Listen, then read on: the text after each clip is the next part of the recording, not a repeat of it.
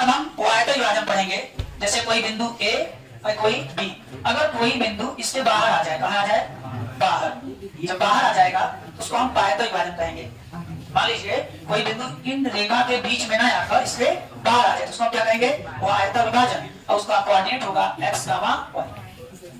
मान लेते हैं कि ये बिंदु जो कोऑर्डिनेट पाएगा सी, जो a से m1 दूरी पर है और b से m2 दूरी पे है, तो यही हम इसका रेशियो मान लेंगे, m1 संबंधे m2। अब हम c जो ab को m1 संबंधे m2 के अनुपात में आयतन विभाजित कर रही है, तो उसके लिए हम ये x ये y कैसे निकालेंगे, ध्यान दीजिए।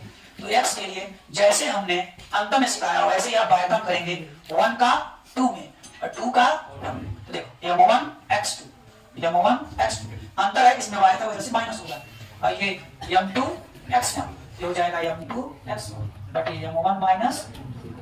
इसी प्रकार y बराबर होगा m1 y2 minus m2 y1 बटे m1 माइनस। अब हम त्रिभुज के केंद्रक का सूत्र सीखेंगे। किसका सीखेंगे, त्रिभुज का केंद्रक। जैसे बच्चों कोई हमें त्रिभुज दे दिया जाए जिसके कोऑर्डिनेट, जिसके हमको वर्टेक्स के कोऑर्डिनेट पता हो, यानी उनके शीर्षों के निर्देशांक पता हो। त्रिभुज का केंद्रक सीख रहे हैं। क्या सीख रहे हैं, केंद्रक, केंद्रक निकालना। जैसे कोई त्रिभुज है A B C, A B C, शीर्ष ए का निर्देशांक x1 y1, शीर्ष बी का निर्देशांक x2 y2, शीर्ष सी का निर्देशांक x3 y2। ये कोई त्रिभुज ABC, ये कोई त्रिभुज ABC है और इसके तीनों शीर्षों के कोऑर्डिनेट हमें मालूम है। केंद्रक, इसका हमें केंद्रक निकालना है। क्या निकालना है, केंद्रक निकालना है। ध्यान से देखिएगा, केंद्रक मान लीजिए वो केंद्रक O और जिसका कोऑर्डिनेट x, y, तो हम कैसे जानेंगे उस x को हम कैसे निकालेंगे, तीनों शीर्षों में जो x अक्ष का मान है जोड़ करके तीनों शीर्षों, पहला शीर्ष से x1, धन दूसरा शीर्ष से x2 और धन तीसरा शीर्ष से x3 y3, ऐसे ही y तीनों शीर्षों से y अक्ष का मान y1 धन y2 धन y3 y। ये तरीका है त्रिभुज का केंद्रक जानने का।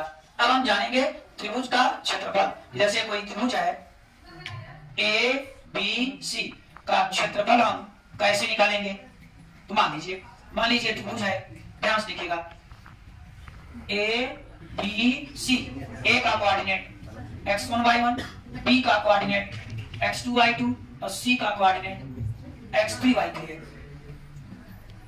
त्रिभुज का क्षेत्रफल क्या होगा, तो त्रिभुज का क्षेत्रफल होगा 1/2 बड़ा ब्रैकेट x1।